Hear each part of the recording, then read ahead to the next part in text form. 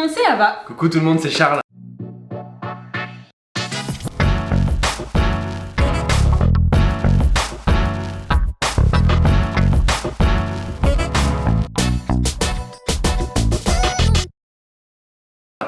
Vous allez merveilleusement bien pour la recette du mois et on va taper directement dans les palaces pour ce mois-ci. On adore le chef François Perret. On a déjà fait son cake marbré qui était une recette que vous aviez adorée. Si vous ne l'avez pas encore vue, allez la voir, c'est vraiment une vidéo que vous allez adorer. Aujourd'hui on refait un cake à lui, cette fois-ci vanille et noix de pécan. Mais c'est pas un simple cake vanille parce que c'est une technique particulière d'infusion à froid puis de mixage de gousse dans la crème. Vous allez voir, on utilise du beurre qui n'est pas fondu non plus, une technique où on va mixer le tout. Enfin bref, je m'égare. En tout cas, un super cake vanille avec un super glaçage qui va être vraiment gourmand pour faire cette coque autour du cake. Le tout sera décoré avec quelques noix de pécan. Recette assez simple mais qui va être diaboliquement efficace. On commence dès maintenant avec l'appareil à cake.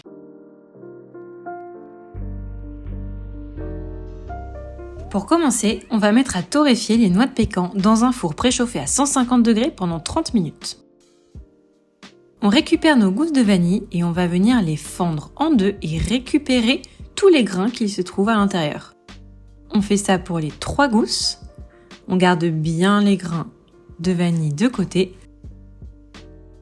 On le fait avec le dos d'un couteau, sinon on risque d'arracher la gousse. Et ensuite, on vient la couper en petits morceaux. Dans notre pesée de crème froide, on va pouvoir mettre nos gousses découpées avec les grains de vanille. On recouvre la crème au contact pour qu'il n'y ait pas de peau qui se forme à la surface et on la laisse toute une nuit au réfrigérateur. C'est ce qu'on appelle une infusion à froid. Ensuite, le lendemain, on va venir faire bouillir cette crème avec les gousses de vanille. Ensuite, on récupère cette crème, on la met dans notre mixeur RoboCoupe et on vient la mixer. Comme ça, on va vraiment avoir un goût de vanille plus.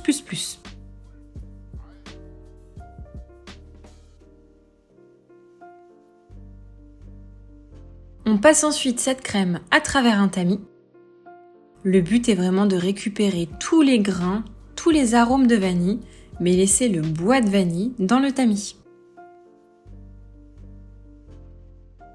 Voilà, on a bien tout le goût. On voit que la crème a un petit peu changé de couleur, c'est parfait. Ensuite, dans le bol de notre RoboCoupe, on en a pris un petit peu plus grand, on met donc le beurre pommade avec la pesée de sel, le sucre semoule, et on vient mixer le tout jusqu'à avoir une texture de crème. Là, vous voyez, c'est quelque chose de bien pommade. On peut ensuite ajouter les 2 œufs frais entiers. On mixe à nouveau.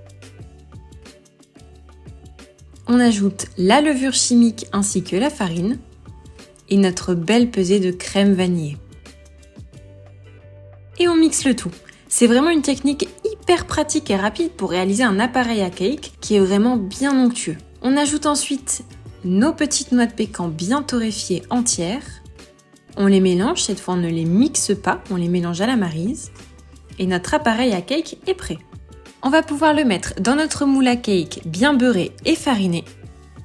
On en met environ jusqu'aux 3/4 de la hauteur. Comme il y a de la levure, il va gonfler. Et on l'enfourne pendant 1h30 à 150 degrés. Pour vérifier sa cuisson, n'oubliez pas de planter une pointe de couteau dans votre cake et vérifier qu'elle ressort pas humide. Vous le démoulez une fois qu'il est légèrement refroidi. Pour continuer et terminer, on va faire notre fameux glaçage au chocolat au lait. On vient fondre le chocolat au lait et on le mélange à l'huile de pépins de raisin. C'est quelque chose de très simple à faire, qui nous donne un enrobage parfait. Et c'est très rapide. Voilà, c'est bien homogène, c'est parfait.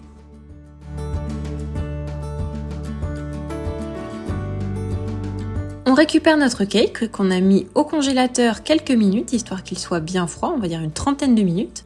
Et on vient ensuite le glacer avec notre enrobage. Donc là, vous voyez, on aurait mieux fait de le mettre en poche pour pouvoir le mettre partout. Si vous n'en avez pas assez, récupérez bien ce qui est tombé sur le tapis pour pouvoir continuer d'en mettre. Et on ajoute ensuite nos noix de pécan que vous pouvez préalablement torréfier pour avoir encore plus de goût. Donc là, vous voyez, il y a une épaisseur un petit peu trop épaisse sur notre cake de glaçage. Donc ce qu'on vous conseille de faire, c'est de secouer légèrement la grille pour que le glaçage soit un petit peu plus fin. Cependant, ça va être très très bon, hein. Il s'agit de chocolat, ce n'est pas sucré. Et avant que ça fige, mettez vos noix de pécan pour que ça tienne bien. Et voilà.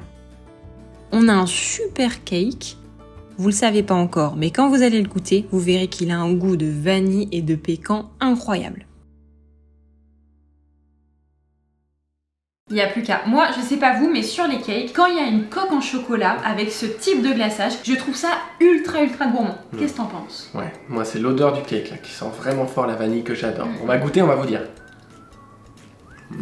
Le cake est trop bon. Terriblement efficace. Comme d'habitude, vous pouvez mettre autre chose que de la noix de pécan si vous voulez. Faire le même à la pistache, à la noix de cajou, à la cacahuète, à la noisette, aux amandes. Faites-vous plaisir. Bref, conclusion, je trouve très efficace à faire. On met tout dans le bol du robot, on mixe. C'est un petit peu moins prise de tête que les cakes qu'on peut faire d'habitude quand on a peur que ça fasse des grumeaux, etc. La coque en chocolat, moi sur les cakes j'adore. Les noix de pécan, c'est un de mes fruits à coque préférés. Je valide à 100% cette recette. Testez-la tout simplement et dites-nous en commentaire ce que vous en avez pensé. D'ailleurs, si ce n'est pas encore fait et que vous nous regardez depuis un moment, pensez à prendre quelques secondes pour vous abonner. Vous appuyez sur la petite cloche pour ne louper aucune des prochaines vidéos. Et si vous voulez plus de recettes, certaines de nos créations, on vous invite à vous abonner à la School. Le lien est dans la description. Merci à tous d'avoir regardé cette vidéo jusqu'au bout. On vous dit à très vite pour une prochaine recette. Bye! Ciao!